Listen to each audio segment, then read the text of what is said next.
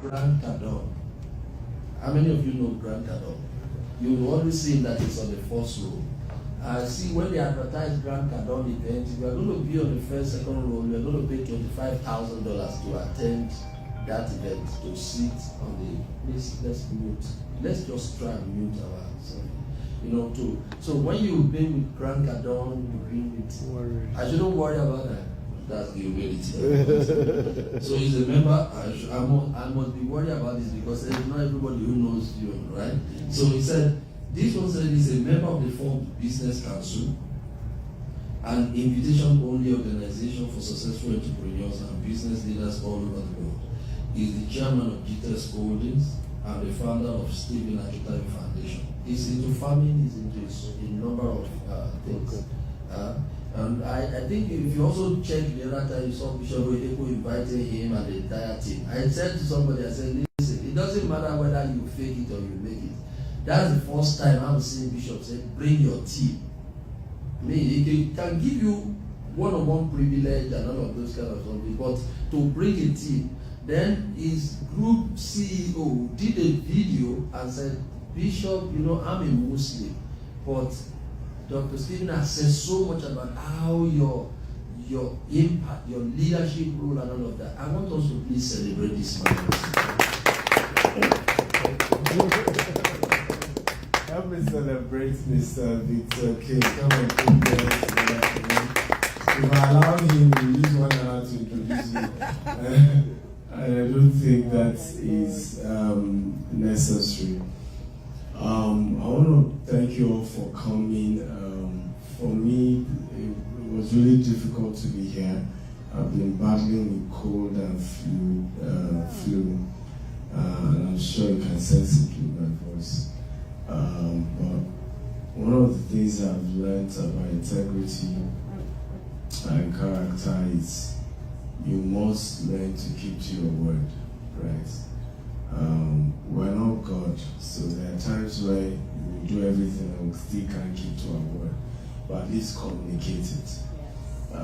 So for me, it was that I know how much this man put into this event.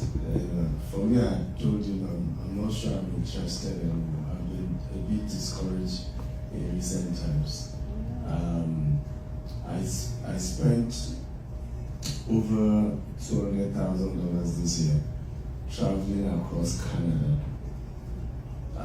doing meet and greet, free. I wasn't charging anybody, paid my hotel, paid my flight. And I felt extremely pissed off because it was free. Right? No one wants to put the flyer in a group, before you know, like, who is this one? This, and you could just see people attempting to just disparage. So I told the team one time, I said, okay, anybody that raises any noise in any group, ask them, what is that? How much transaction did you do with him? You're ready to pay back. So they tried it in one of those meetings. And the lady said, I did something with this office. And they didn't pay me my balance. Maybe I did media work. And I was like, how much is it? 700,000 naira. Everybody in the group got angry. They said, I can't remember. Right? At that point, the team realized what was going on. Right? Themselves. That it's just an intentional orchestration to blackmail and to pull somebody down. And what hurt me was because it was the same thing the tour was about. The tour was about teaching all of us to say, can we stop pulling each other down? Can we come together and do business together? The Indians are not perfect, right? And if I've asked the Jews and the Indians, I said, don't you people have somebody that you did business with and maybe something go bad? They said they do. I said, why don't you see the people on social media calling, don't do business with Gupta. Gupta is a thief. I asked them. They said, what we understand is that if we do that, we have soiled the entire Indian race. Are we together now? Yeah. So we can choose to say we will no longer do business with that particular Indian, but we're not going to drag the entire Indian race. Am I making sense at all? Yes. I'll give you an example. I saw a picture of a very young girl, allegedly arrested by FBI. Court has not confirmed that the lady is guilty, but FBI has arrested. The case has not been, I don't know the lady from anywhere, right? But do you know this story? You are not going to see it on any mainstream media except Nigerian media propagating the whole thing. So my question to us is, what exactly do we get? Are there no Indians who steal money? Are there no Russians who steal money? Are there no Italians who steal money? How many times have you seen in Italian newspaper, right? Every time carrying bad news about each other. So I won't lie to you, I'm really discouraged and disappointed with our people. Right? Because there seems to be an intentional decision to say the only thing we want to do is to pull each other down, and we're not interested in anything else. Anything else. At the same time, we are complaining of racism. Are we not? Yeah. Come on, talk to me now. Are we not? At the same time, we are complaining that we're struggling in the Western world. But how did the Chinese help themselves in this part of the world? Right? Today you go to Silicon Valley, most of the CEOs are Indians. You put one Indian in your company, very soon you see many Indians there. Because they're going to help each other. Okay? You put a Nigerian, if I were to correct, even at Harvard, I remember I had to help one of our, I just had to use time to talk to. There were 4 Nigerians at Harvard. And one of my other colleague was in Nigeria. I said she was in a meeting, and then the other Nigerian was saying that, when I see Nigeria, I run. And she almost was trying to pinch his leg and say, we have Brazilians here, they are the largest. We have Indians here, they've never said anything negative about their own tribe. Why are you the one telling other tribe that when you see your fellow Nigerians, you go? Right? And the same person will still say racism exists. If I was sharing how he took a cab and the guy was racist towards him, I said, but you are the one telling these people we are bad. You are the one. Well, because we are speaking from two sides of the mouth. I don't know that I'm making sense. Yes, you are. We are saying we want to be respected. Yeah. Right? We're also the ones saying, don't respect a fellow Nigerian. So, what exactly do you want to do? What exactly do we want to do? What exactly do we want?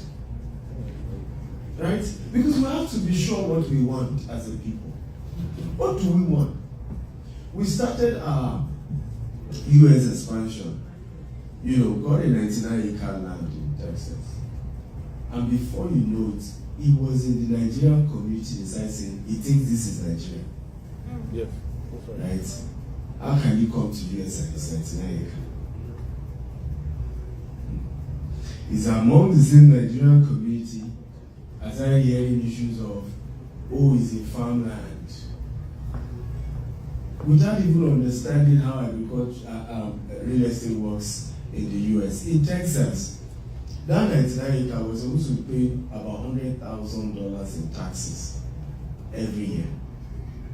But by using it, leasing it, getting a agric exemption, the tax on it is barely $100. Wow. So it's a Texas strategy. And while we wait for permits, building permits and all of that, well, we lease it out somewhere to be farming on the land. Rather than coming to learn from me and say, Dr. Stephen, how did you get 99 acres? Right? How about the tax on it? Is it not killing you? There are things you could ask. The next thing is, It's a farmland, it's a farm, bush farm. They said they have land, bush is farm. Who did us like this? Ignorance. You know, I said something very, very funny. I said to someone, I said, foolishness sounds like wisdom. Yes. When the people you are talking to are ignorant. Yes. Right? Some people say rubbish and you say, clap. Oh, deep. It's true. The next time you meet a Nigerian that says, be scared, be careful, don't let them scam you, I want you to ask that Nigerian a simple question. All these years you've been smart enough that nobody has scammed you. How wealthy are you? How wealthy are you? Since you've been so smart, I don't know whether you understand, you've been so clever. You know all the people. In fact, you can see scam from 2 miles away. How come you are not one of the richest Nigerians? Because people don't become rich by avoiding risk. No! I know one of our ones during Dangote, all the, Dangote went through the biggest crisis of his life during this refinery project. Right? I'm not going to mention the one, but it's popular. Each time we talk, say, hey, if this thing will not kill Dangote, hey, I don't know why someone can be that ambitious. Each time this my one talks after shaking my head. And without trying to be, how many of us are Yorubas? I know I'm Yoruba, so I can speak my mind. Some people are not Nigerians. Yeah, that's fine. But how many of us are Yorubas? From Yoruba tribe of Nigeria. Are you dressed like Yoruba. I'm a Yoruba man, and I honestly feel like almost convening a meeting of Yorubas to just appeal to our people. We are one of the most fearful race in the Nigerian tribe. Extremely fearful. Right?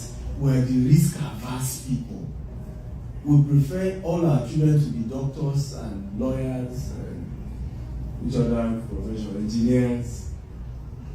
That's it. But do business. As soon as he encounter his first business challenge, I sent you to school. I didn't send you to do. I sent you to school. And the world has changed. With AI, we don't need doctors anymore. I hope you know that. With AIs, we won't need engineers anymore. The world is changing. And we as a people are always quick to spread rumor, spread gossip, create artificial crisis in people's business that doesn't exist. I say, be careful, be careful, be careful. All these years we've been careful. How wealthy are we? Right? Our carefulness has still not produced the richest black man as a tribe. So we need to wake up. And for me, the reason why I started this campaign was just to create an awareness. But I felt discouraged because what we're trying to, and please let me give a round of, a round of applause for Mr. Victor King. Right? Because he reluctantly is raising my spirit up to have a second thought on my decision. Yes. To have a second thought. Because for me, it was a case of Moses, right? Moses saw how they were treating the children of Israelites, right? Yes. And decided to defend them. Who were the same people that called him mother? Children of Israelites. Was the same people who was trying to defend. And little wonder Moses just fled. I was protecting you people. Few months back, I was an Egyptian, right? Discovering I'm now a Jew, I'm trying to defend people. I realize I am with them, and it's the same people who said I'm a murderer.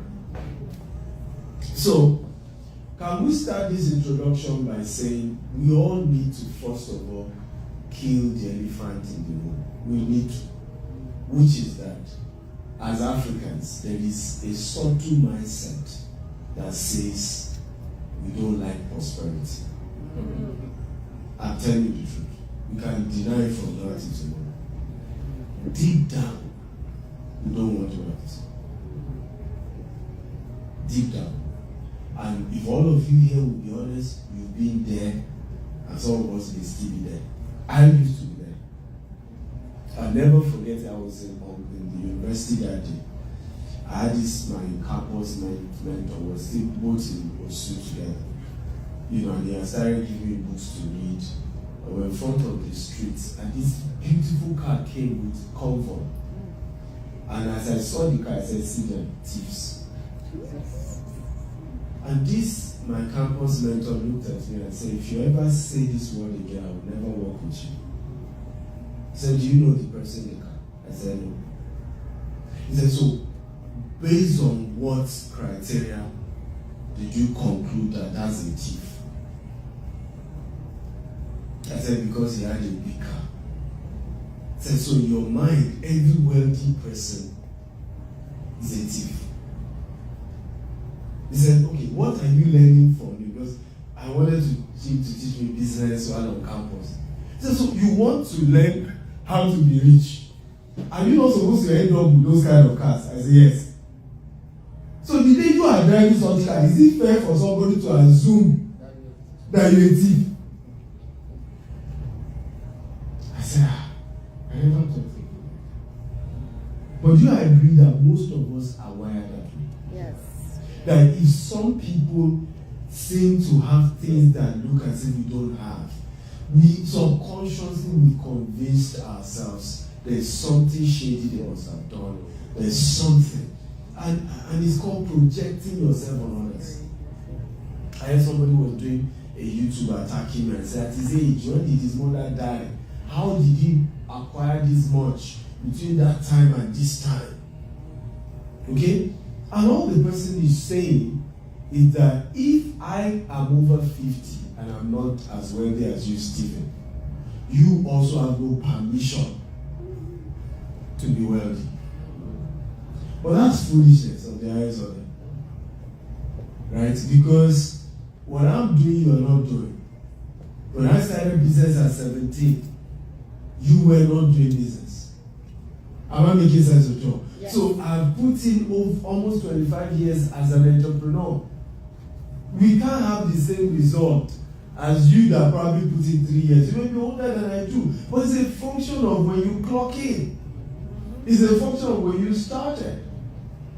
Right? And when we come to planets like this, where there is abundance, we still continue with that limitation. Because what?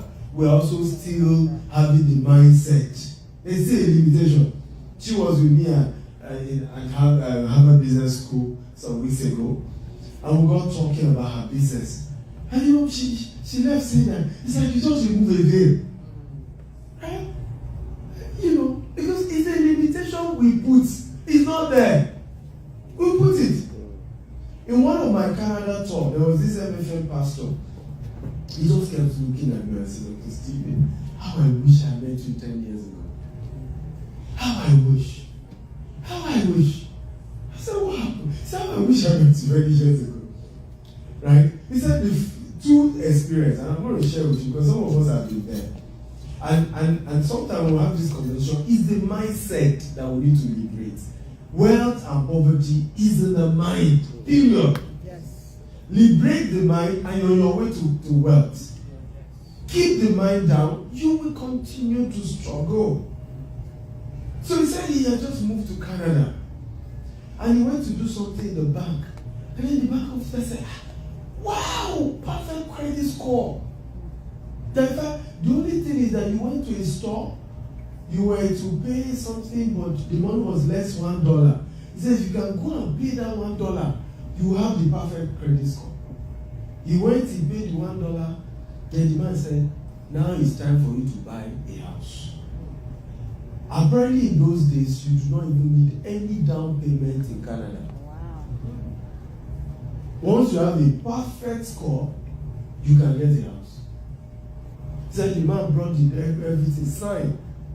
He said again, and this is why when I keep saying, be careful who is your friend.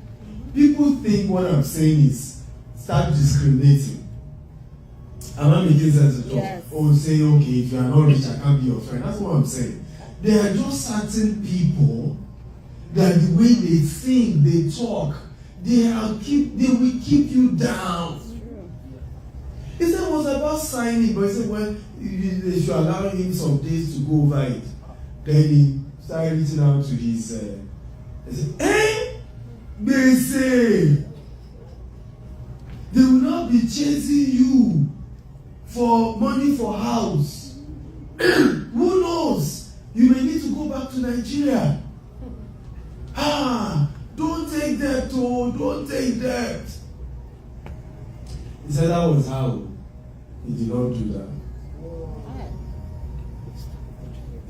He said at some point again, this one was his wife. They even came to their house. They were about getting this house. I think it was even the name of the street. The wife there is spiritual. I think the name was something. The name of this street is Cana. It's not godly. They refused the opportunity. Today now, there is housing shortage in Canada. Even with the credit score, even with the deposit, it's difficult to get. And the man said to me, I wish I had the right counsel. I wish I had the right people talking to me. I would not have made that mistake. The second story he shared with me was that of how he was doing crypto. No, not crypto, it was trading Forex.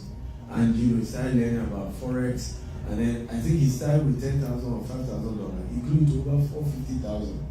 He had even planned he was going to buy property in Nigeria. This was 10 years ago. And then one day, like play, the 450,000 started dropping to 50. And that's how the thing crashed, because there was a crash. I think it was maybe 2008 or something. And that's how the whole thing crashed. But here is the mistake, and this is what we're saying. He said, assuming I had someone like you around me, I would have started back again. Because your downfall, is not the reason not to rise up again. Am I making sense to talk? Yes. In the world of business, we fail. It's normal. We lose money. It's normal. What is more important is how fast you rise. A man in Africa by the name of $10 lost $1 billion in one day. $1 billion US dollar. Said in terms of committing suicide. Everybody, they took over everything. He used to be owner of Transcorp. UBA took it over. He used to everything he would do. He was just taking over everything he would. Right? He was just taking it over. And this man said, today, who knows the man, by the way? It's back on Forbes. It's back on Forbes. But you see, how many of you agree with me that influence of people like Dangote made him to come back?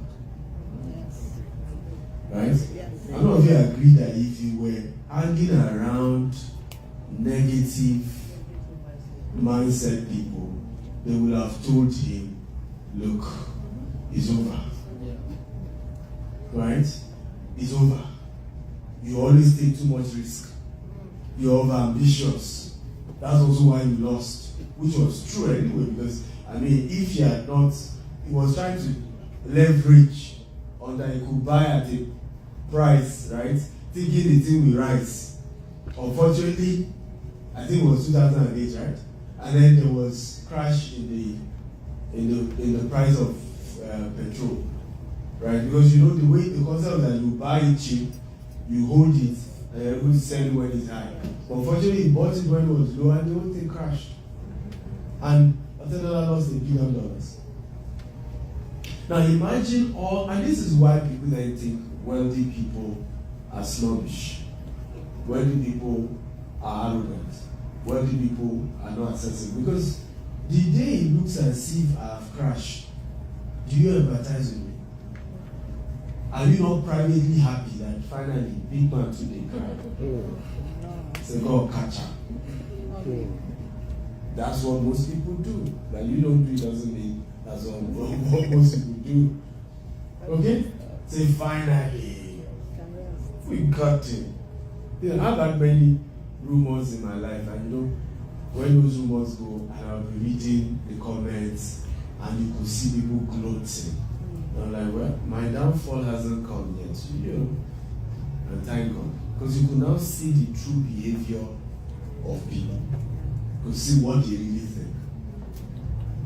Right? You could see what's really going through their mind. So, I want you to look at your neighbor and say, neighbor, can we go into an agreement? Can we go into an agreement? Yes. Of becoming my partner Becoming my partner in wealth creation? And we're going to work together. We're going to work together. Hold each other accountable. Hold each other accountable. To build wealth together. To build wealth together. That will not be the negative energy, Will not be the negative energy. right, discouraging you from taking risks. Some of you are not talking to each other. You are not talking to each other. Look at the person and tell them, you can come and hold him. You know, I will not discourage you. I will not discourage you from taking risks. from taking risks. Because I tell them, it's a neighbor. Money is a reward for risk taking. We lose sometimes. We win most times. Are you willing to be my partner? What's the answer? Are you willing to? Yes. Yes. Yes. I'm willing to be a partner. Yes. What's the answer? Yes or no? Yes. Huh? Yes. Yes. Yes. Let's go. You can clap for yourself. Okay? Because honestly, I can't guarantee you will lose money. And I'm trying to really help people come up with the right mindset, but it's difficult. Right? There's no guarantee. Elon Musk, between his anger and Mr. President now, he's lost $35 billion. His own personal, not the Tesla itself, probably has lost 150 billion. Right? We win, we lose. That's the game of wealthy people. But you keep moving. But when you come to this mindset and say, no, once I lose money, the other partner must have been a scammer. Something is wrong with that mindset. Something is wrong with that mindset. Right? That once I lose, the other person must have played game. Something is wrong. And we all know the problem, but we pretend like we don't know. In Africa, for example, the number one land grabber is the government.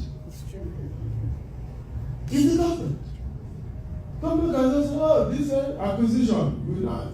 You know. Okay? Right now we're having that same problem with Lagos, Nigeria. The state government will give you CO, will give you building permit. Right? The federal government says they are doing coastal road, demolish your house. Okay? Investors will call you scammer. Like, why will you pretend like you don't know what's going on? Yeah. Like, come on, you know. Huh? So, I pay for land. They say I should pay more money for development levy. Who did not know that the cost of cement is more than 4 times? Cost of block, cost of iron rod, cost of sand. Who does not know? But we all want to pretend and act like, oh, you know, no, he must be the person. So,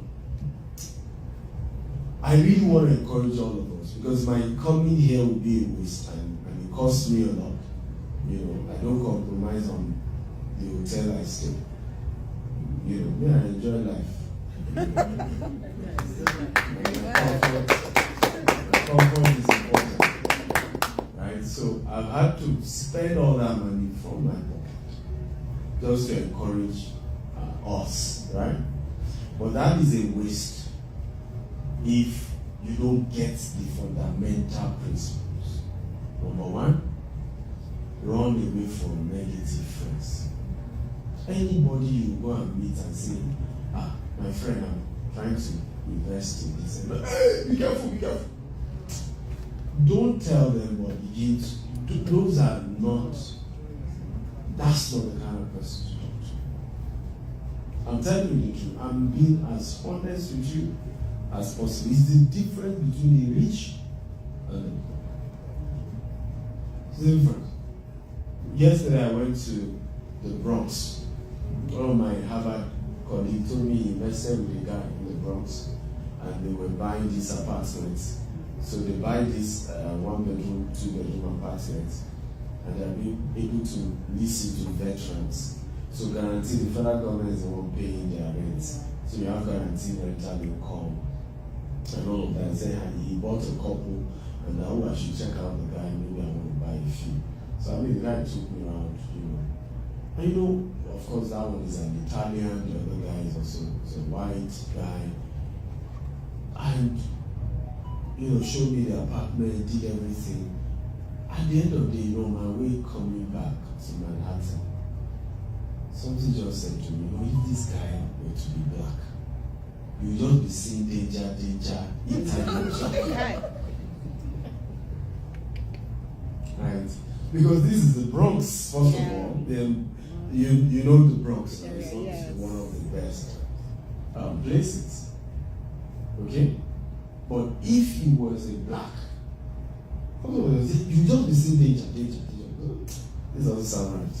This doesn't sound right. Maybe I should call somebody else. Maybe I need to be careful. But because he's white, everything is white. Right? So, and if we can change that mindset amongst ourselves, how do we now expect others to see us differently? How? So, have we learned something today? Yes. Are we sure? Yes. Okay. I'll share a few things about real estate investment and I'll take your questions and then when we're done you can eat. I'm hungry myself. Number one, I want to say, if you are really serious about building wealth in America, real estate is on one. Because the real estate sector is over $50 trillion, right? It's the most guaranteed source of income, wealth creation too. It's the most, no other thing. Every other thing starts on real estate. This place is an event center, but it's a real estate. It's been built. This is probably over 100 years. I can see all this, everything looks very old. But we're still using it. When we came here, you can see the crowd. Right? It still functions because it's real estate. Every other tool is subject to change. Worst case that will happen in real estate is that the value goes down a bit, but it comes back up. So I want to ask you guys a question. Most of us are scared of investing in Africa. So, it's volatile. Why haven't we built a $5 million real estate portfolio? Can anybody be honest with me? Why haven't we done that here in the US? Anyone? No income. Yes. We don't trust ourselves. You don't trust yourself. What does that have to do with anything? You can start on by yourself. You can start By yourself. Is that how this works? You don't need to work with anybody. How many people am I working with? I came to America. Are you aware? I didn't even have a social security number when I started buying properties here. Yeah. Knowledge. Yes. You need knowledge. So, knowledge. So who else? Yes. Lack of knowledge is the reason. The question is, okay, why don't we have the knowledge? Okay, so if lack of knowledge is the reason, why don't we have the knowledge? We isolate ourselves. Well, because we isolate ourselves. You are looking for knowledge. Like this meeting is not really convenient for me. I have to rush for somewhere. But I still watch your meeting with Olumide, Dr. Olumide yesterday. So one thing is that we have to move ourselves. The way I see it, I've been in this country now is over 20 years. Though I'm into real estate too, but you need to move yourself. And when I met you online, I said, wow, I can tap something from this person. And I start following you. But some people will say, like you said, that good mindset is very matter in anything you are doing. If you don't have the right mindset, you can't move. And the people that you surrounded yourself with too really matter, as you have said earlier. So, like I would say when I came to this country, the person that I surrounded myself with, they are all negative people. And it really drew me back. Though I just started real estate maybe like 2 years ago. I'm a professional boss. I love business. So, I would say one, the right people that you surrounded yourself with is really matter. And don't say that because of your gender you can't do something. You should be ready. You don't need, fine, you need knowledge. That's very, very important. And that's why I am here today that let me come and acquire more knowledge. Whether I'm into real estate, it doesn't matter. I still need more knowledge to move forward. So you need knowledge, one. The right people you have to surround yourself, and you have to be ready to take a risk. That's the most important thing. No, we need capital. As you said in one of your videos, you said whether you are an employer, you still try to be putting something beside. Don't just spend all your money.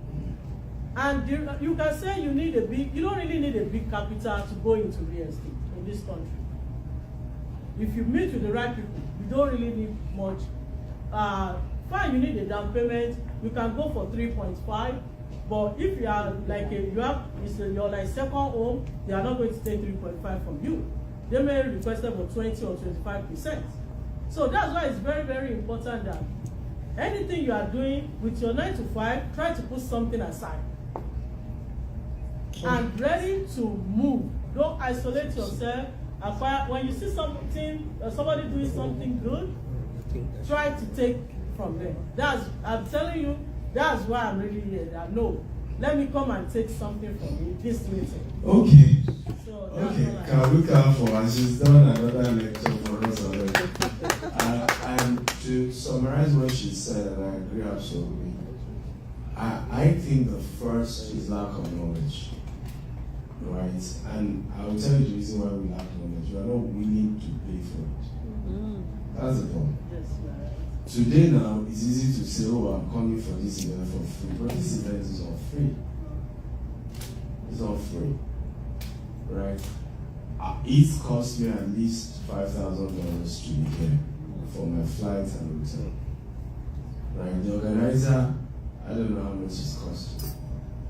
Right? Even to ship the book, we were supposed to bring some more books. I think my sister was like, she had to reduce it because just shipping a book was over $400, and she had to. I think they said 600, and so she said okay, she would do one of $400. So ship books. So the problem is that we want to learn, but we don't want to pay for it, right? And there is nobody who will show you their secrets, okay, for free. And when we say for free, it doesn't always have to be money. Doesn't always have to be money. Okay? I'm here because in his own case, like he told you, we had this event, I think in Kerry, and he was supposed to be part of it. We had to shift it, to change. I mean, I was honored by, a lot of people would be pissed off and talk anyhow because you changed the event. He still changed his ticket, he still came. Sometimes it's honor that you just need to display. Just honor people. And that is in payment of it. I don't know whether you get that. Yes. Just honor people. Just show that I value you and I respect and I cherish what you know and I'm not taking it for granted. I've asked Dr. Cosmos what I did that endeared me to him. And he has shared one of it was that I hosted for meeting I did not charge anybody, and I insist on paying. He said the first time he was just laughing. I said, what's this guy trying to prove? When you are extremely wealthy and then young man is giving you money, like, okay, so do you want to prove you have money or which one? He said, but over time he got to understand that this guy is saying, I honor you. I'm not taking that you came to speak to people for granted. I'm saying there's a premium price to what you know and what you are sharing. And that you didn't even charge me does not mean I do not place value on it. So when we say we need to pay for knowledge, it's not all the time that it's about money. Right? I've mentored people in my highest mentorship program that didn't pay me a dime. Some of them applied, I just said, you must be doing at least $100,000. Because I also learned over time that as long as I speaking over people's head. Who knows what I'm talking about? Yes. Oh, when you say, we're doing $200,000 project expansion in the US, we just want Nigeria. Do you know you are sounding proud to some people? The only thing they're hearing is what you're saying now. That see, he's telling us 200,000, 200 million. Okay, with that you have just started to come. Right? So I had to learn to start categorizing. Are we together now? Yes. Just so that you can make impact. There are certain people who have grown their business to a level. There should be a different program for them. Yesterday I was training some students from Landmark University. Right? My tone and all my conversation is different in that because they are students. Am I making sense at all? Yes. So sometimes when you are classing certain things, it's not because you are saying, you this one's there, beneath, or no. It's just we need to class so that we know this particular program is for people who have grown their business to a level and then want to become multi-million. If you can grow to 100,000, I want to take you to $5 to $10 million, right? But because you're going to 100,000, the kind of thing I'll be telling you to do, right, is different. Right? Some of the advice I will give you, you still need to put in $5,000 into it. But if your business is not at that level, when I even say, do this, it may cost you $5,000, it's hard. Where will I get the $5,000 from? Am I making sense at all? Yes. So if I don't make sure you are the right set of person before you even enter that program, you end up saying that everything Dr. Steven is teaching me, I can't even execute it. Right? Because it's way above what I can afford. Are we learning? Yes. So number one, let us be willing to pay for knowledge. Right? Either we serve or we pay. How many of us here, for example, live in this New Jersey, and somebody who is at least worth $50 million is your friend, and you let them know you are with them to learn. It's not you are vulnerable about it, right? Sir, I'm aware you own these big businesses. I would love to be coming to learn. I'm willing to serve to learn. I'm willing to pay to learn. That's what has gotten me many of the mentors you see. Sometimes people wonder, why do all these powerful people like Stephen? The answer is that Stephen does not take them for granted. He understands how to honor them. It makes sense at all. Yes. Right? He doesn't just go and make them feel like they owe him. Some of us do that. Can't he help me? Can't he teach you? Is he life? Is it not God that gave him money? If you show me one or two things, he's hiding the thing. So you now carry this entitlement mentality like somebody owes you. No, nobody owes you. You owe yourself everything. Okay? Number two thing she talked about is risk. And I mentioned that earlier. There is a risk to every business, no matter what you say. There are reasons why here in this part of the world, you cannot issue a bond and then say that there's no risk. In fact, you must write it in plain English. That as much as you've never defaulted, but you understand that this is a risk, it's by the law you must put it in your agreement. It's a risk. And I think it's a cultural thing, because culturally, we haven't taught our children to take risks. Even as parents who are here, what are you always telling your children? I told you, don't run about, don't run away, you will enjoy yourself. Is that what you tell them? Right? Is that what we all say as parents? Right? I've told you, don't do this. You know, instead of realizing, there's a video of Dr. Cosmos that went viral when I was interviewing him. He said he was riding Suzuki bike as a teenager, but prevented his own children from riding. So power bike. He said his third son that rides power bike did it out of disobedience. And guess what? Today now, that's his bike partner. Are we together now? Yes. Because he won't allow his children ride bikes. No, show your book. No. So, you see how many of us as parents, by ourselves, okay, have created a culture of don't take risks. And many of us are still not showing our children like that. Become professional, get PhD. And there's nothing wrong with that. But not all of us will grow wealth. PhD is not how you become wealthy. Else, my Harvard professors will be the richest. Right? It's not, education is not synonymous to wealth. Even Elon Musk dropped out of his PhD program. Education is not synonymous to wealth. And we must be honest with our children about this. Right?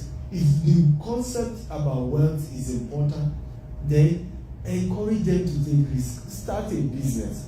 You may fail, then you will learn again. Then you fail, then you learn again. Then you fail, then you learn again. But at some point, you get it right. And you'll be perfect. Look at real estate, for example. I don't see why all of you here are not doing real estate. Because you can start somewhere. One of the big models you can start is to be a property agent. And that doesn't stop your existing career.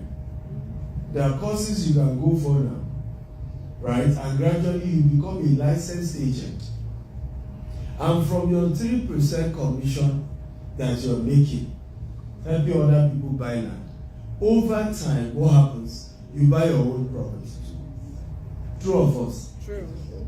That's how I started. I started as an agent. I didn't start as a developer. I became an agent. Started selling. And I was making money.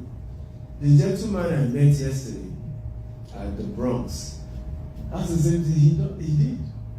He's a property agent, property manager. So what he does, he looks for people like me. We give him the money, he helps us buy the property, we collect 6% commission first of all. Because he's the agent of the seller and the agent of the buyer. 6% already for me just buying that 1 or 2 bedroom cash. Then he will charge management fee because I'm relying on him to manage the property for me. And he broke down all the fees. When I looked at all the fees this guy is making, I'm like, Lord of mercy. Lord of mercy.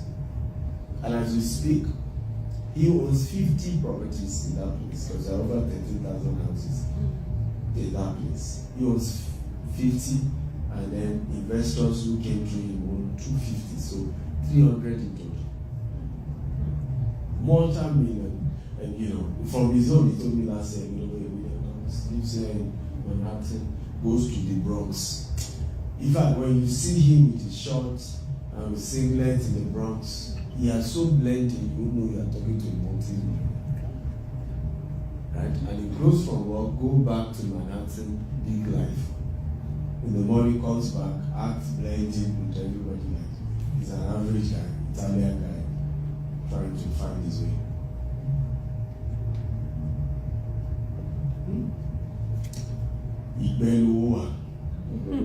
The money is in the bushes. Right? The money is in the bushes. And some of us, that's the problem. Because we don't want to make such moves. We don't want to take such risks. We don't want to take some of those decisions. Are we learning here? Yes. So, be a property agent. That's one way. Another way, if you're a professional and have some money, right, is to buy we call it rental properties. Properties that we call it cash producing properties. Buy properties that can produce cash. They can start serving us also. Right? Buy properties that can produce cash. Rental income. Right? Whatever. And to do this, you can do what we call fix and flip. There are some properties that are very bad. They are very cheap, but they are so bad.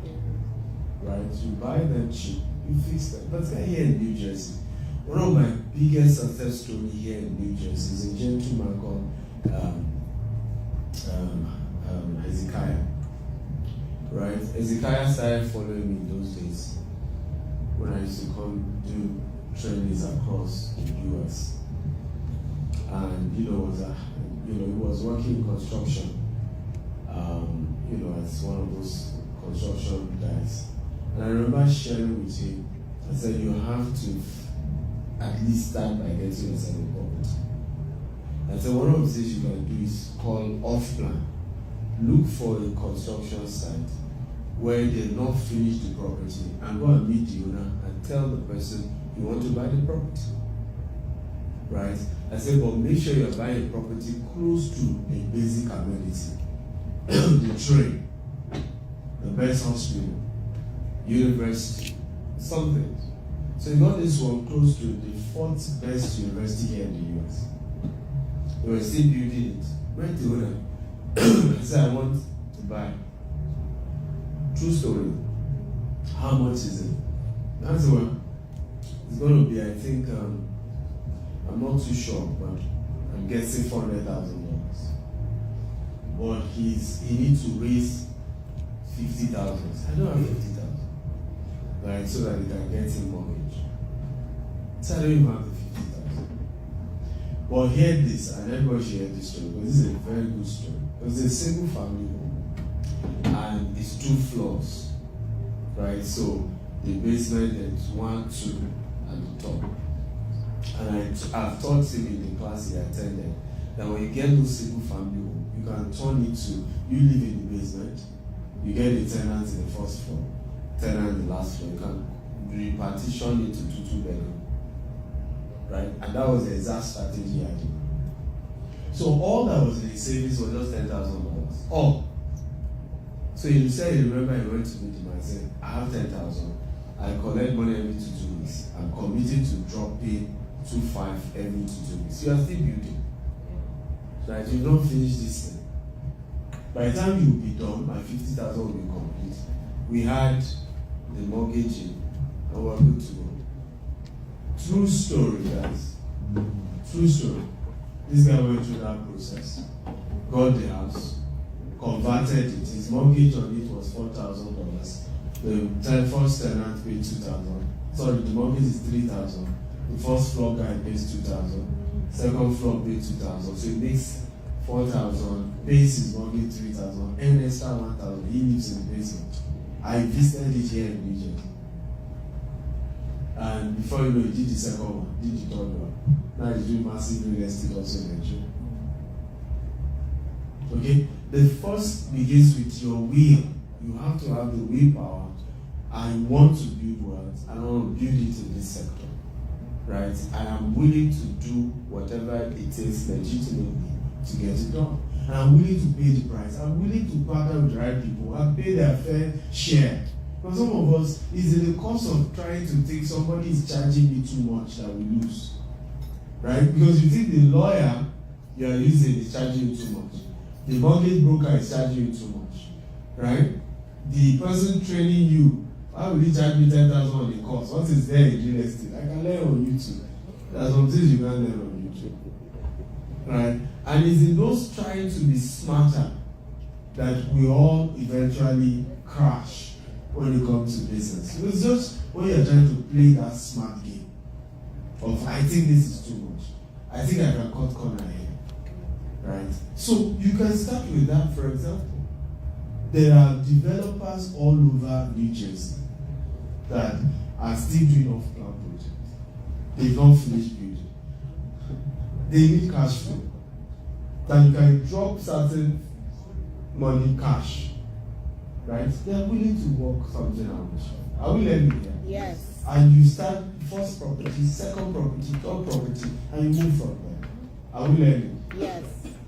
Did you get value? Yes. I think I can stop here and take questions. Is that fair?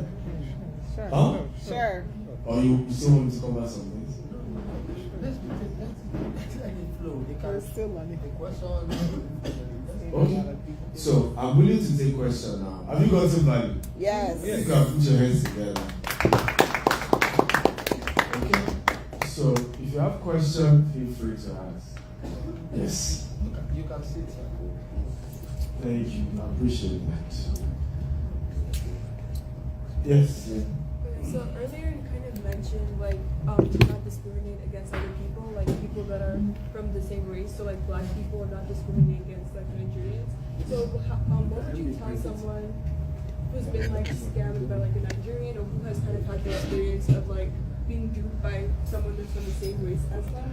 How would you kind of tell them how can they overcome that and build that trust with that person again, and overall like change their mindset around being scammed and being duped to build a better connection? So my view is that the fact that a Nigerian or a Russian or an Italian or Jewish person scammed you does not mean all Jews are scammers, all Italians are scammers. So the same thing, that you may have had one or two issues with a Nigerian does not mean all Nigerians are scammers, right? And what I've noticed with many Nigerians is most of us were not scammed by Nigerians. We just refused to agree to the realities. My first loss in business was 10 million naira 11 years ago in my bulk SMS business. And it was a European company I used to buy bulk SMS, but they have an office in Nigeria. I haven't lost the 10 million naira. The manager visited me in my office because I had to say, what's going on? We lost 10 million on the platform.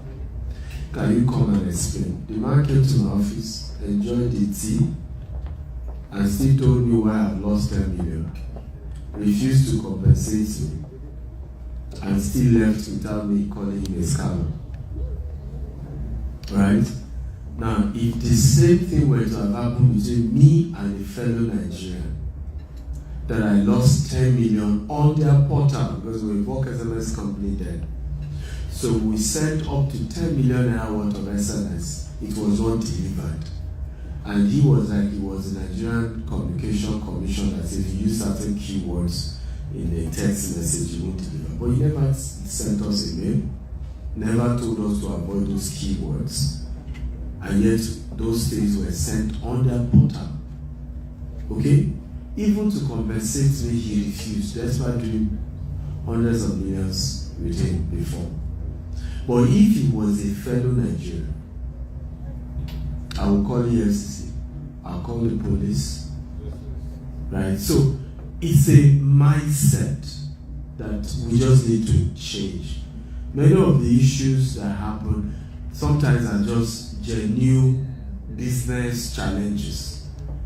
But once he's an African, our mentality is that because he's an African, I have refused to trust him or her. And we're saying we need to change that. We need to say there may be few bad eggs, but everybody's not bad. I may have had some challenges with somebody, but that doesn't mean I'll give up on everybody that is from my race. Because I've dealt with somebody from my race and things didn't go well. That's all we're just saying. So don't segregate just based on that fact that, and it's just there. I hope I answered you. Thank you. Okay, you're welcome. Yeah. You talked about finding developers for maybe like reconstruction sites to start the first initial investment, like your friend is kind of talking about. Can you talk a little bit more how you found trustworthy developers, or how you actually got to know people that you can talk to, or you can refer him to talk to with his 10,000 initial investment to kind of know that he's putting his money in. I didn't refer him to anybody. He figured it out himself. Okay, he figured it out himself. No, yeah. You can. I mean, this is America. Once there are proper agreements, you know, if the person defaults, there are civil courts you can go to. This is the US, right? So make sure there's an agreement to whatever it is that you guys are doing. But you can do the job of looking for developers. There are many of them all over the US. Different development projects. You can even Google them. Go there, ask the people, to meet the owners. They're smaller, because this one they're smaller developers. People are just doing 2 unit, 3 unit kind of thing. And they are more eager for opportunities like this because they need the liquidity. They need the cash flow. Right? So, absolutely. You can have opportunities like that. But let's also be very realistic that everything I've said is not, don't pick it and say because the doctor said I must look for a developer. That may not be the best model for you.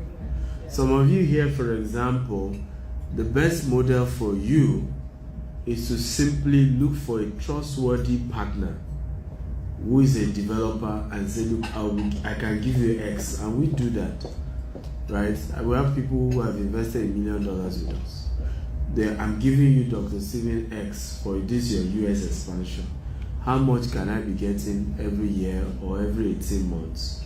Right? We have people who, I'm keeping this money with you for 5 years. I'm keeping it for 10 years. And I'll get returns. So even when I was speaking with Dr. Olumide yesterday, I remember some of our investors were commenting and saying, I'm a GVS investor and I got my money. And people have a way of lying and creating, but the truth is the truth. Right? You can't change the truth. You can't turn it to yellow or black but in the next couple of months, weeks, we're going to start investors hangout with our existing investors, and you'll be sharing all manner of testimonies, right? But when people want to attack your brand, there is no how far they won't go, right? To lie and throw all manner of stories out there. But once you know you are standing on the truth, one of my secrets is I'll just keep quiet and be looking at you. Because I know the truth will prevail at the end of the day. So it's important to know, and I've warned people about this. Our biggest crisis, people like us, is gossips. It's our biggest problem, right? Because Mr. Victor King may even be doing the right thing, but somebody may have quarrel with him. And we saw it also happen with Elon Musk and Donald Trump. Right? Nobody knows for sure that his name is on the Jeffrey Epstein file. Am I making sense at all? Yeah. But it's not how he threw it out there.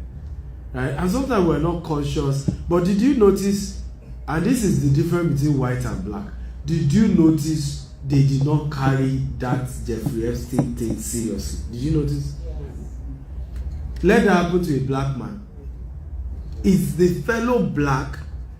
I don't know, if you notice, everybody else felt like it's the banter of their fights. Who noticed that? I mean, check even CNN that does not like Donald Trump did not carry the story in a way like, yes, there is a Jeffrey Epstein file. If you notice, they just treat it like one of those things. But if it was a black man, it's the fellow black people that are going to exaggerate it, and nobody will see it from I think the person is just being mischievous because they are fighting, right?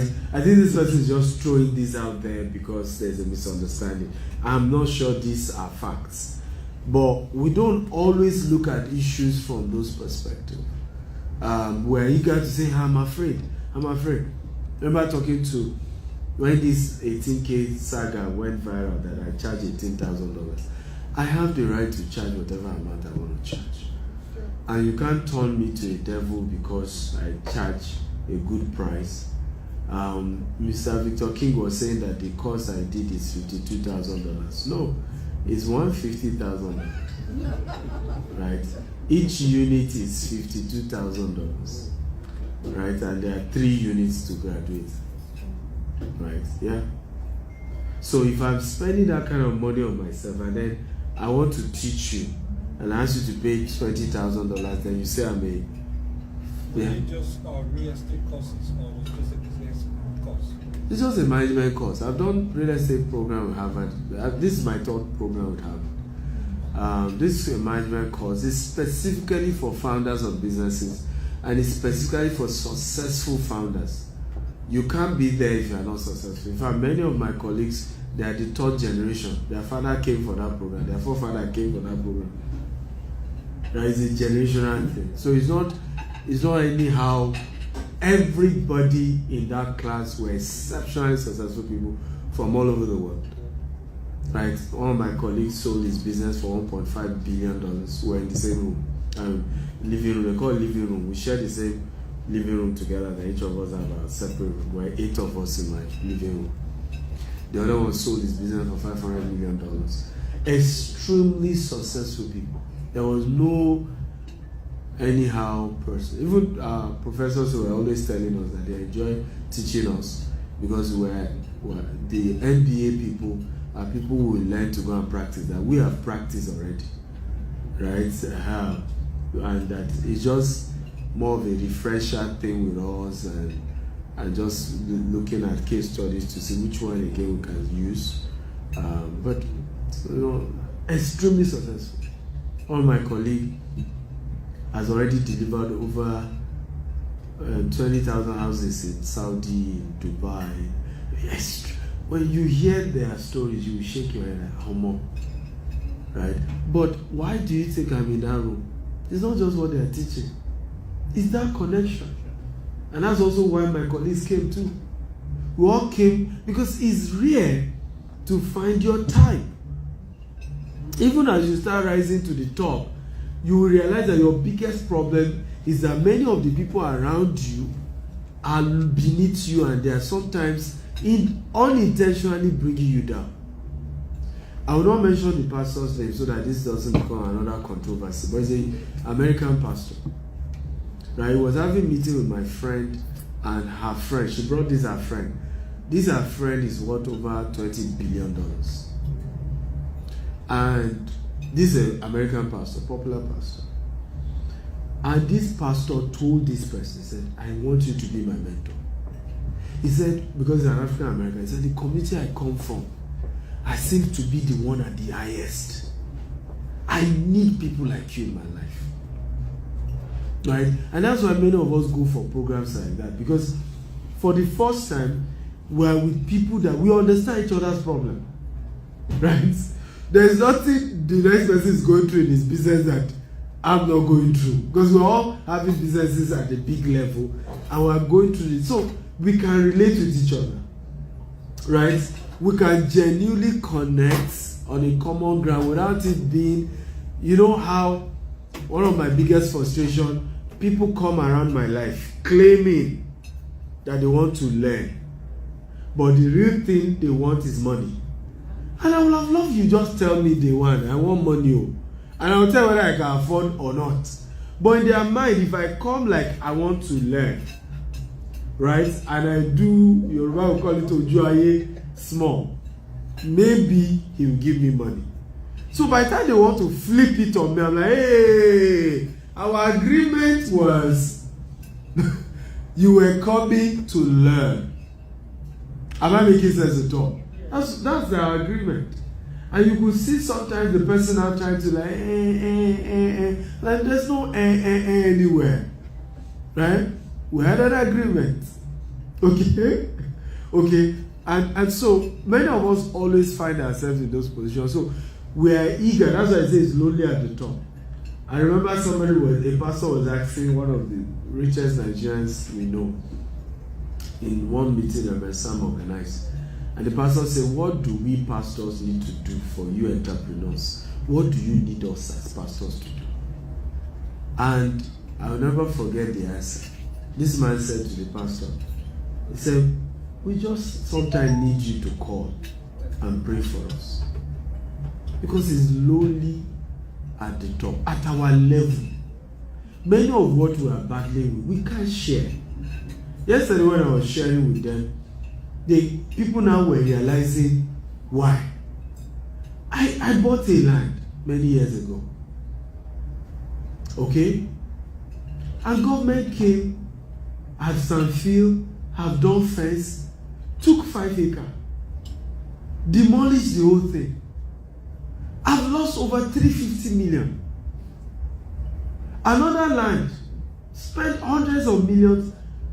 The people doing coastal road are the ones who took over the place. And at the beginning, we heard a Lebanese was not fighting with the family that sold to us. At some point, they even killed somebody on the land. Is that something I can be sharing on social media? I had to leave the land and just walk away. So, but at the end of the day, somebody will now sit somewhere and be carrying gossip. After putting 17 years solid in business, and you now want me to be debating between somebody who has not even bought one land. They've been in America for 20 years, they've not bought one house. You want us to now be debating whether the person was saying the truth. Come on. Why insult me like that? Is give me some respect. Give me some respect. But it can be that lonely at the top. I'm telling you, because some of what you are battling with, you can't even say it. Right? The people you are saying to, can they help you? No. Okay, like I was saying yesterday, the alternative was to go on TV and say government took my land. If we do that again, and me that have been vocal, I didn't support this particular administration during election. They will not say, you see, he hates us. Now it's easy for government to now fully come against you. So there's just too many issues to growing, and I'm sharing this because many of us are frustrated where you are, but you're also not prepared for the next level. You're not. You think you can just become wealthy today and everybody will be happy with you. That's not how this works. That's not how this works. That's how this works. As soon as it looks as if you are doing well, everybody begins to have issues with you. Except those who really, just like in his case, you know, he must have collected money. And there's nothing wrong. First of all, there is nothing wrong collecting money.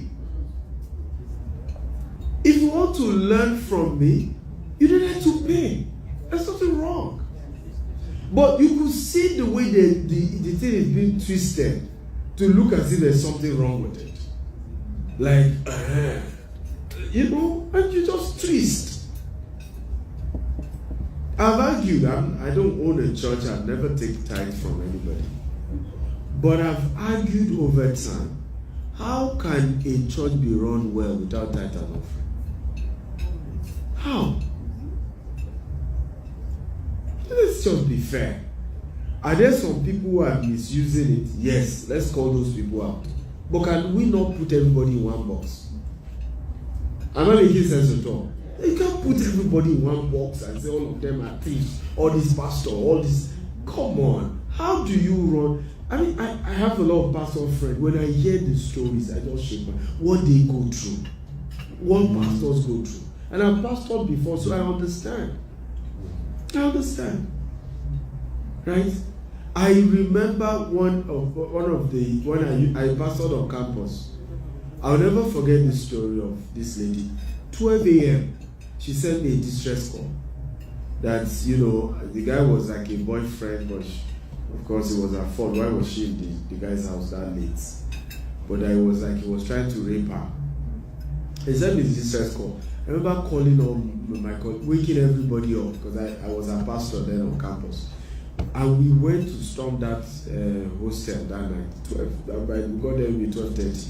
There was no vehicle. We had to trek to deliver this member. Right? From those kind of experience. And we met years later. She's now PA to a popular pastor in Nigeria. right? And we were just greeting, he was just casual. Do you know it was one of those I woke up because he was working with me. Said, do you remember the night you... I had forgotten. That you remember the night you woke us up to go and deliver this girl. I am not sure I've gotten a thank you note from that person to me. I'm not sure. You have no idea what people go through being pastors. I'm not making sense at all. The reason why some of us decide not to pastor, let's do our business, you know, because you could so serve and be there for people, and at the end of the day, nobody even remembers that you were there for them. And some went on to be so successful. I know another one. In fact, the day the person was being told to come and market for our company, I will not mention, she's now a celebrity. She even later said, well, my manager said, I'm not sure the people will not pay me well. Like, that's somebody that, even from our father, at some point, God used me to help this lady as a pastor. Am I making sense at all? One book as a gift to say, you helped me. I probably won't be where I am today if you didn't help me when I was on campus. At some point, we even contributed money for house rent or something.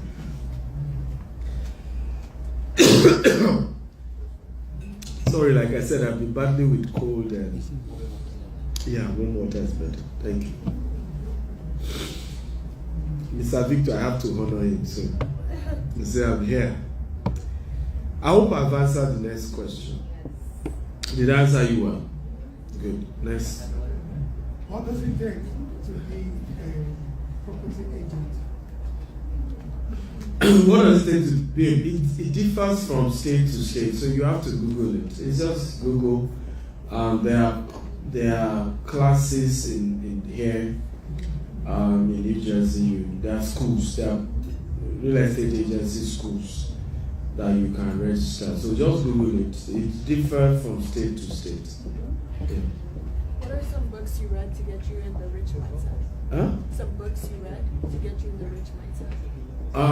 I would recommend my books because Rich Dad Poor Dad was one of those books. Think and Grow Rich, Richest Man in Babylon by Napoleon Hill, The Greatest Salesman That Ever Lived by Bob Dingo. So those are the 4 books. One, Rich Dad Poor Dad by Robert Kiyosaki, Think and Grow Rich by Napoleon Hill, Richest Man in Babylon, I think by George something.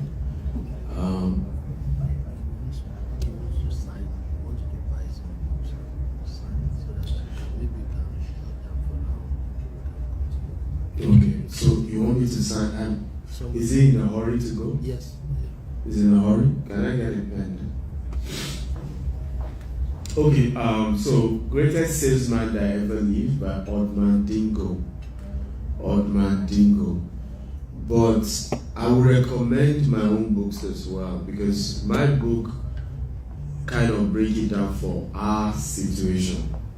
Like, because these are white people who are writing books and they some you know there are certain unique challenges you and I face that a white man doesn't face. Right? One of it is the crab mentality where, okay, for example, you and I agree with me that no white person will wake up and start a YouTube video abusing another white guy for charging $20,000 for coaching. Have you ever seen it before?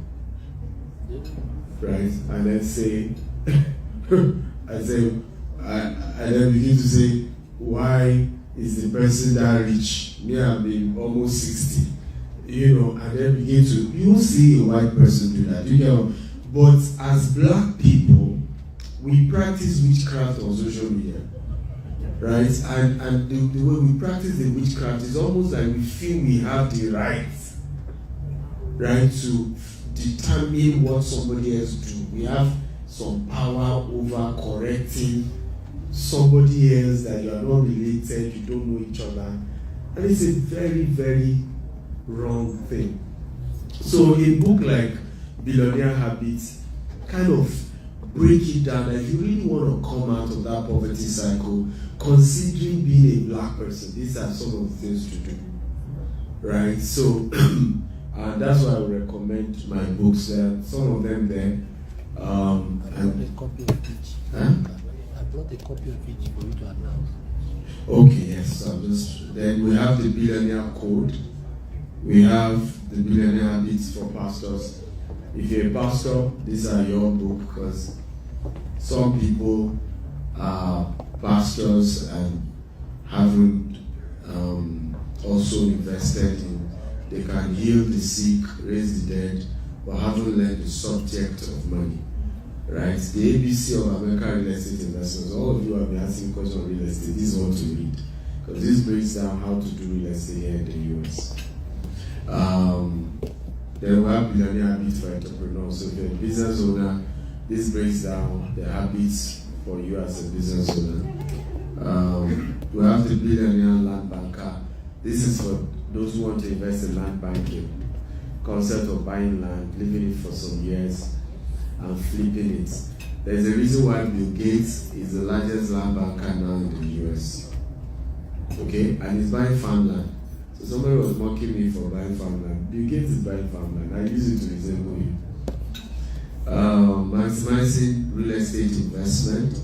This, cover different aspects of real estate investment.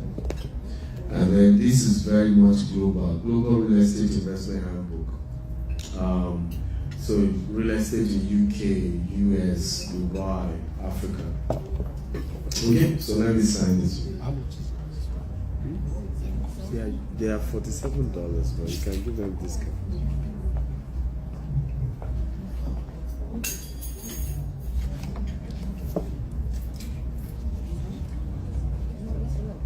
Can give them for maybe 35. We can give them for $35. So each of the books on Amazon are 47, but Dr. Stephen is giving it at 35 for this meeting. So can we Yeah, next question. I hope I've answered the last question, yes. If someone is already in real estate and you are trying to grow,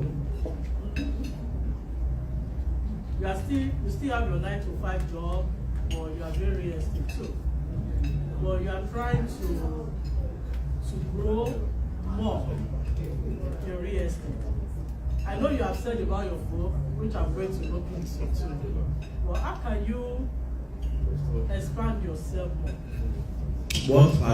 What aspect of real estate are you into? Because real estate is very wide. And sometimes people tell me I'm into real estate. Real estate is very wide, so you need to. Like me, I'm into renting. So I have a property that I rented out. Is it rent to rent or buy to rent? I bought it and I rented it out. So how many do you currently have? I have 2 condominiums that I rented out. Good. So what is the next phase for you? I would say I'm looking for, to be honest, is capital. I spoke to one of your guys that you referred to me because I sent you a message and you referred me to somebody to talk to. Mm-hmm. When regarding the mentorship, that's when I contacted you. Actually, my own goal next, I want to still keep building myself. But how can somebody build capital? Because with the renting property fine, you get some money, but it's not really that much. I know you can go to bank and loan or wherever,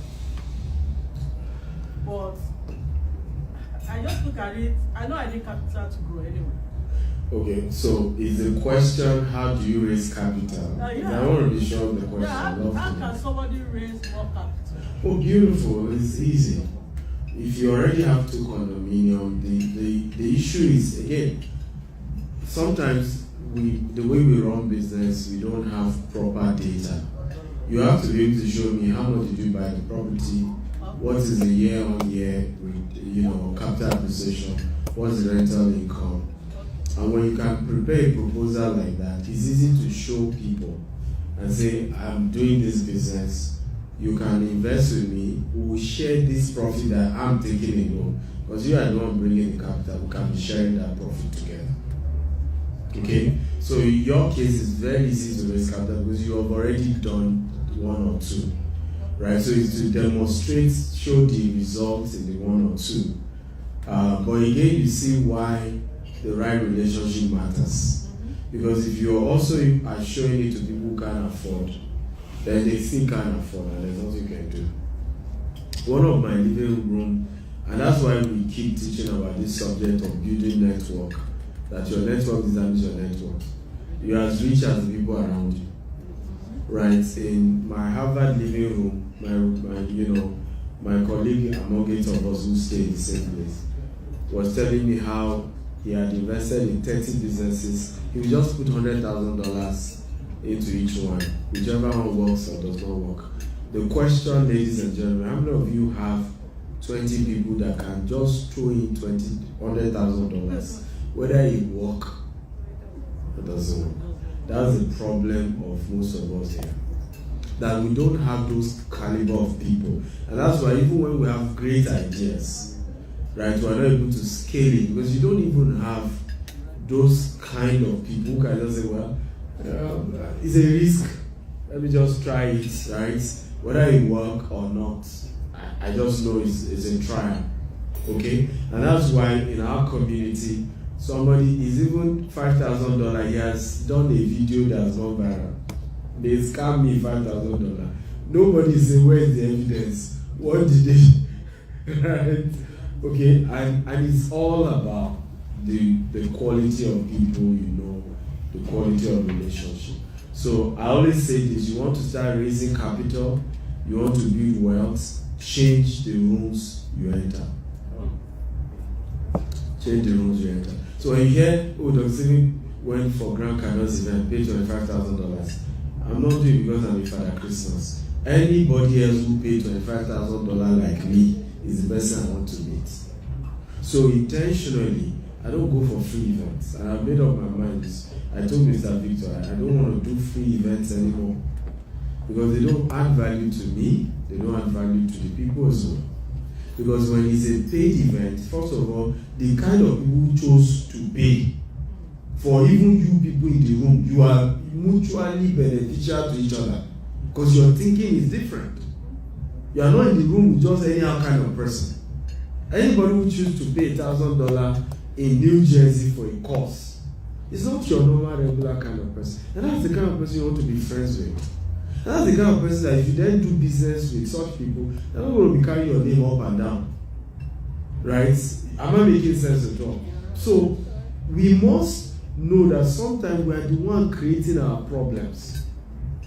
I hope Mr. Victor is listening. Yes, we are the one creating our problem. Because in the quest of this going viral over $18,000, honestly, I did some soul searching.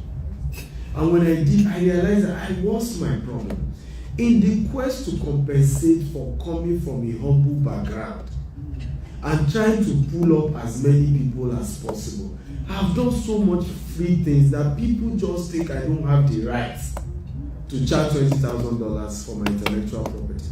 And that's my fault. So, even my Canada event, I just shot everything. I said, I'm no longer doing free events. If it will be free, it will be for existing investors. You've already invested with me, so I'm organizing a dinner for you people. But I'm not doing free events anymore. Because I'm the one now attracting the wrong set of people into the room. Right? Where you come late, you stroll in at your time, you can end up analyzing, are you sure it makes sense?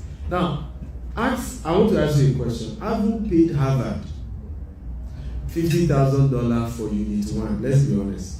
Even if Harvard didn't teach me well, do you think I want to tell the world that my head is not correct and I paid Harvard $50,000 and I did not like the course?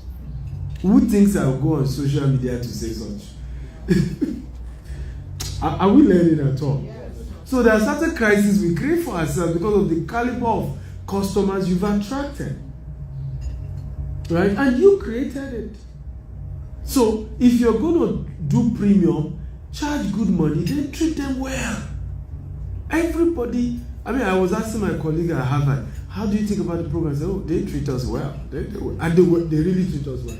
Everybody was nice, but they charge us well. And they too told us. They too told us that you pay good money, right? It's as well good you focus here. And they had to use their style to say, we know you guys are big people. In fact, one of our Professor Das, he said, I know that when we leave here, many of you will not even call me professor, you're just going to call me Das. But in this classroom, I'm the boss. I'm aware you guys are rich people, you are used to everybody. But here, I'm Professor Das, I run this show. So, the truth is, change your room. Tell your neighbor, change your room, change your room. Right? You have to change your room. It's intentional. Right? Going forward, I want to start going for programs that I'm paying money for. Not because I even think they will teach me something I've not heard before. But the people I will meet in that kind of room can afford, my early program called the Billionaire Elite program, every member of that program has shared with me how, aside what they learned from me, that their colleagues have so changed their business.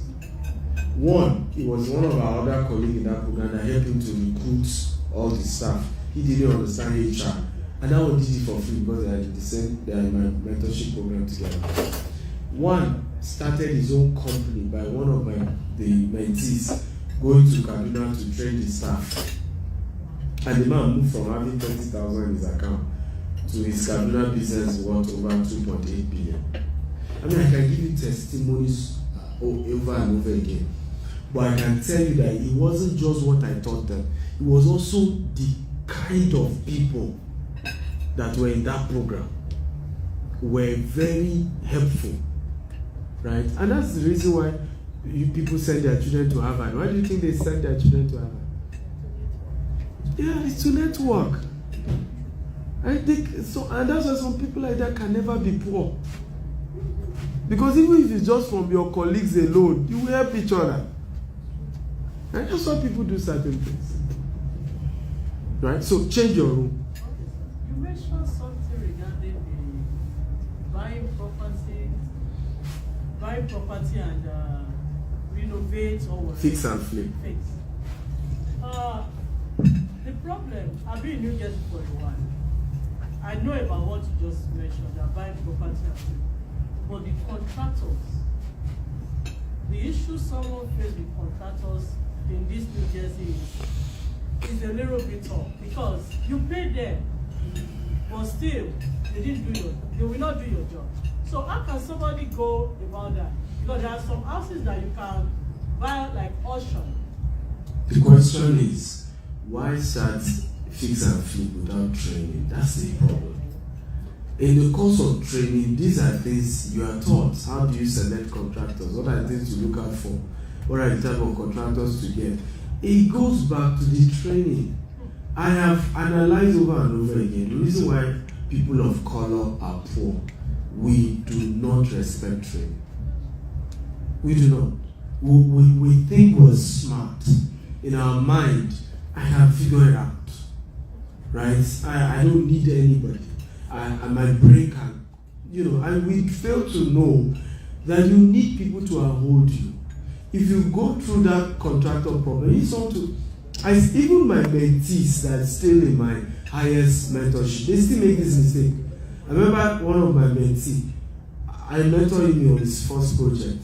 The next one just felt he can do it on his own without me. Before you know, a property he should have paid 1 million naira for, he paid 10 million. They told him they had documents, they had everything. By the time he came back to me, we realized all of it was fake. So, the reason we do mentorship is so that somebody is holding your hand. I hope we understand the concept. Somebody is holding that as you are going, the person is calling you. The person is telling you, this is okay, this is not okay, this is, right? This works, this doesn't work, these are normal, these are not normal. That is, it allows you to be calm, right? There's somebody who, so, for example, in the midst of all of this, you know what one of my mentors said? testimony you're about to have another breakthrough. Congratulations. Right? Now, imagine having people say that to you in a period of crisis. Now, that means a lot. At least, if you are doubting whether things are okay or not, somebody who is way ahead of you say, no, relax. This is a proof that there is a breakthrough coming. All is well. Now you are relaxed. So you, for example, there are things you may claim the contractor is unreasonable, that it may just be normal. How do you know? Sometimes we make bogus claims because we've never done it before. Right? So we don't even know whether these things are right claim or wrong claim. We don't know. When I started buying property here in the US, I was shocked to know that when I'm to buy your property here in the US, I will do something called earnest money, which is a deposit, right? So I deposit some amount of the money, okay? And when I deposit some amount of the money, at the end of the day, if I'm not able to raise the balance, guess what? I lose the earnest money. That was strange to me. No, that doesn't make sense. Am I making sense at all? Because that's not the pattern in other parts of the world. Usually the deposit is refundable, all those kind of things. But here in America, no, it's not refundable. And we've seen the same thing even in Dubai. I have some customers who we refer to another developer in Dubai who have been going about, there's nothing they've not said about me. And they did not pay to our company account, they pay to a developer. But they sign that if they fail, they lose the deposit. Now they are shouting all over. Hey, if you like, shout from now to tomorrow. It is the law. You lose. So you can't guarantee to say these contractors are not reasonable because you are new to it. And that's why you need mentorship and training, because these are things your trainer will tell you. Avoid this, don't look out for this. These are things to put in place. And I repeat it again, if you are really serious about building wealth in America, in Africa you can bamboozle all of us to mentor you for free. You can, shout my name on social media, maybe I'll pity you. In America, those who have the money will not teach you for free. And I'm telling you the truth. Nobody will teach you fix and flip here in New Jersey for free. No. If you see them say free training, it's an introductory course. When they are done with the introduction, they will tell you to come and pay for the 3-day or the 1-week program. We have seen such. Right? You have to pay. It's a capitalist society. And the reason why our people are struggling here, we don't want to pay. Right? We don't. Right? For example, you were talking about credits. The reason people are scared to use credit, the only way to build wealth in America is credit, is basic. Just use the credit for acquiring assets and not what? Liability. Because you will still end up paying tax on it. Alright? But when you use credit to buy real estate, you have depreciation. Do you know, because of depreciation, you are making money from real estate and your tax is still zero. But how many of you have gone to classes where they teach you about depreciation, teach you about credit system in America? You say, no, can they teach it for free? Who will teach it for free? How can I learn it for free? Meanwhile, every week in this New Jersey, somebody is teaching about the American credit system and how to leverage on it to build wealth. But nobody's going, not our people. I've been to such courses, you won't see blacks there. What we want to do is to drag everybody, right? And the day we have 2 cars in New Jersey and we have 1 mortgage, we drive around and shout testimony on Sunday.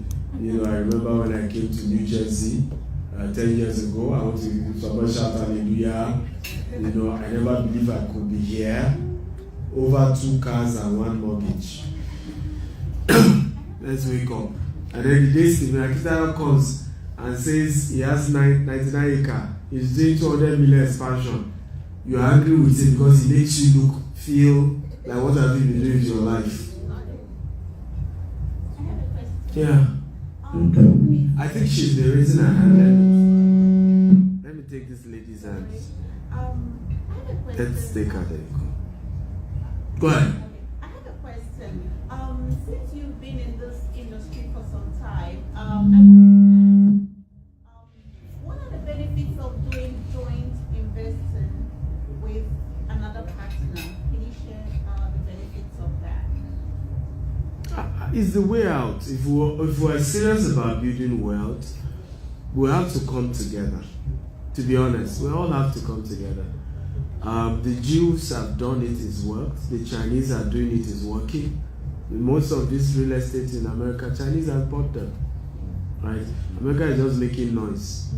Right? Chinese are almost gonna, if things continue the way it is, right, in the next 30 years, Chinese will own more than 60% of properties in America. And I'm not joking. From farmland, they are buying. I'm telling you. So, the ultimate solution is that all of us have to come together and start doing business with each other. We have to collaborate, because all this, there's no money. In this room, we have enough money from all of you in this room to buy 2-3 properties if we all agree to work together. In this room. Some of you can drop 5,000, some of you can drop 10, some of you can drop 2,000. And if we pull it together, it's enough to start a real estate empire here in New Jersey. Look at what happened with BlackRock. BlackRock started with about a group of less than 10 people. And see what they've built since 1988 till now. The biggest, they control over $8 trillion assets in the world. Right? People just coming together to starting something.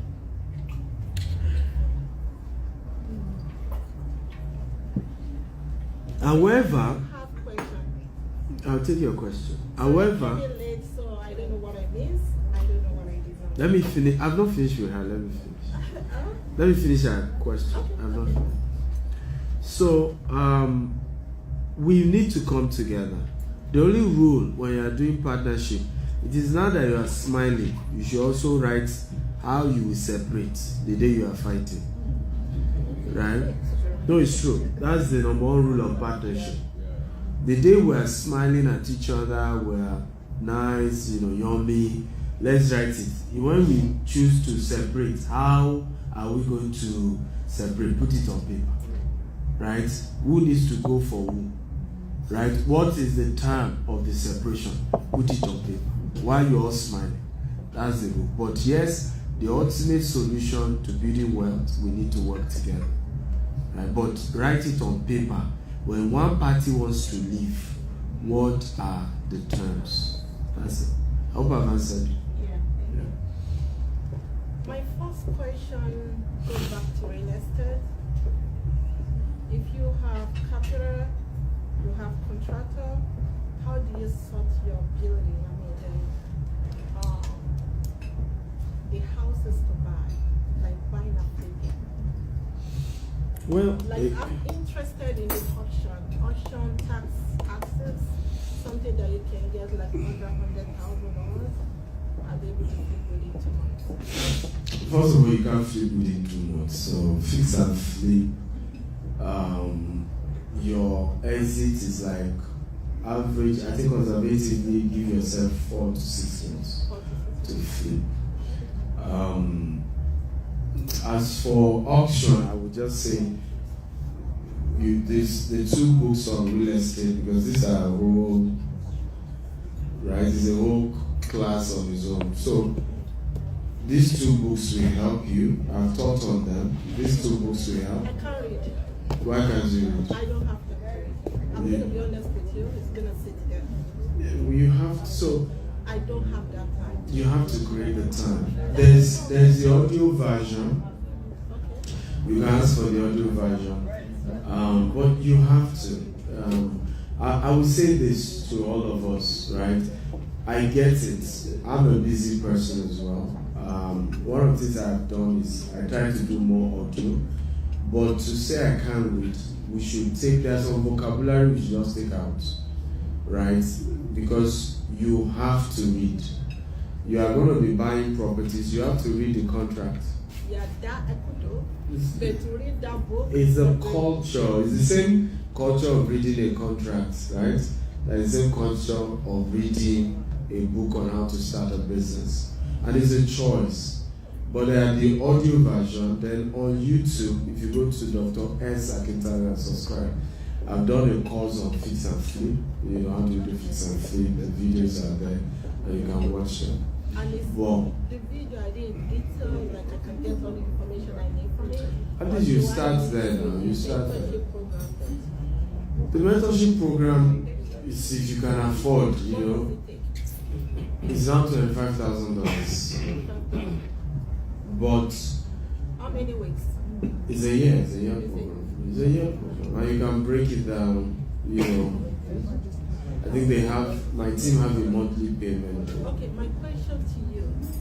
I understand it's a 1 year program. So if I'm the kind that really want to get it started like within the next 2 months, I don't have to wait 1 year to get the information I need to start that. Immediately you join my coaching program, you get all this. Because I really, sorry to cut You get all this coaching and video courses, and you have one-on-one session. Okay. Every month where we're able to, okay, what's the step, what's the, you know, and then one can guide you. And I think that's the beauty of coaching, because with coaching, the solution can be customized, right? And mind you, it's also easier to recommend. I can't just recommend on social media when people we don't have anything together. I've done it before, and people will call you out and say, "Oh, this I should do something. I did it, or I lost money." Right? So one is becoming a lot careful that you only want to recommend to people you have. They are part of your program. You know they are mature enough, but you just throw things out there. People are not mature enough, right? So yeah. But fix and flip. My advice, even if you are not going for mind coaching, you can, if you just Google fix and flip coaches in New Jersey, right? You will find people, of course, there's no guarantee, but you can study, look at their courses, look at what they, and try one or two. I'm sure there are people who are way more cheaper, right, that you can work with. But my rule is go through a program so that you kind of have an idea of step-by-step process. But any program you are going through, what's important is not just the video, because when you see watch the video and you don't know what to do, at some point you get stuck and you just need someone to call and say, I've tried this and this and this. What do you think? That's why mentorship being added is always the perfect thing. Where I have the course, but I also can call you to ask questions as I start the journey of my real estate business. Okay, so another question I have. Let's say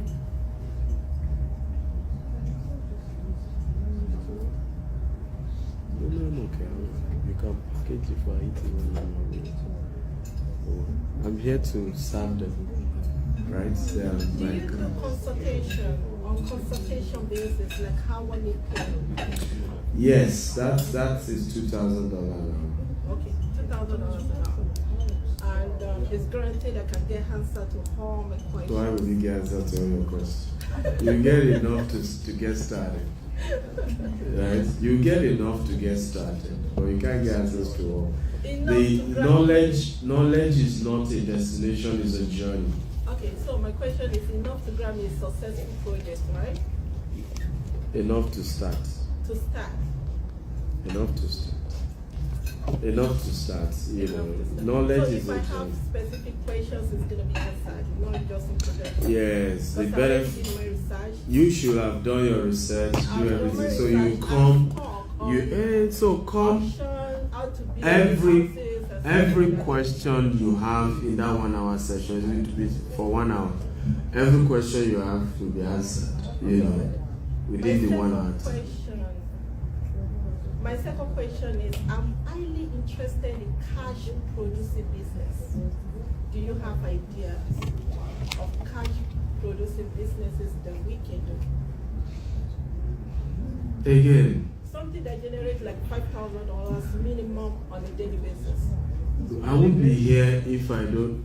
First of all, that doesn't sound reasonable. $5,000 on a daily basis. That sounds like Yahoo.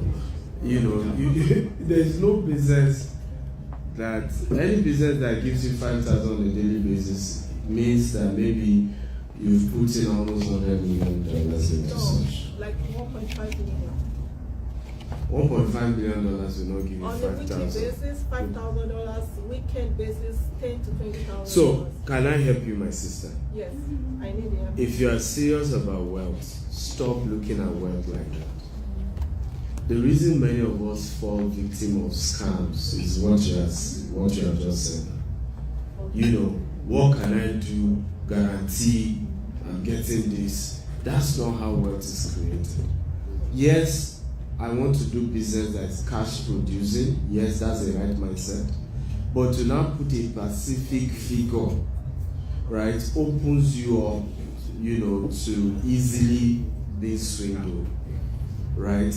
Because that there is no guarantee to, even when we do real estate, we do, for example, there are real estate programs you can invest in where every month they give you something, right?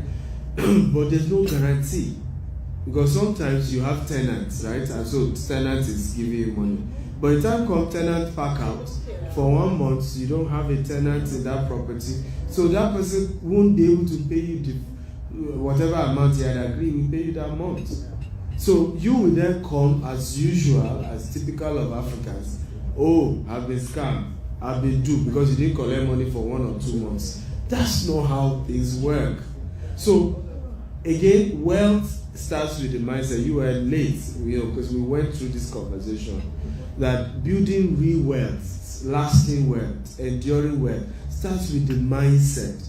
And that there are certain mindset that some of us have had because of where we are coming from, that has always put us where today we make money, tomorrow we lose money.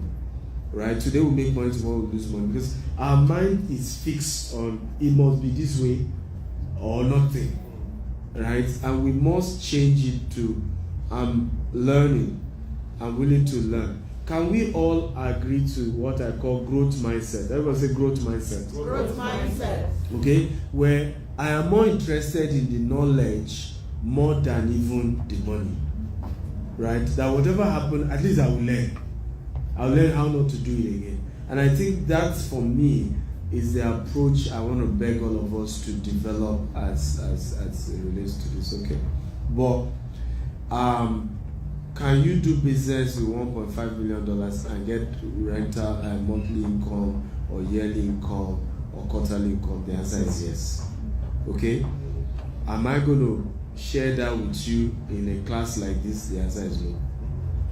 Okay? Because I can easily be quoted out of context. And so now I'm careful how I put my words. Any more questions? Okay. Did you get value? Yes. Come on, did you get value? Yes, sir. One more time, celebrate our organizer for putting this together, Mr. Victor King. So you want to take the mic and address us? Let's celebrate our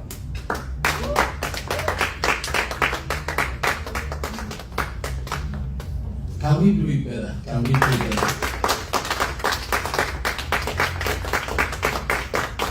I want you to, let's just say one more time, say thank you so much for coming.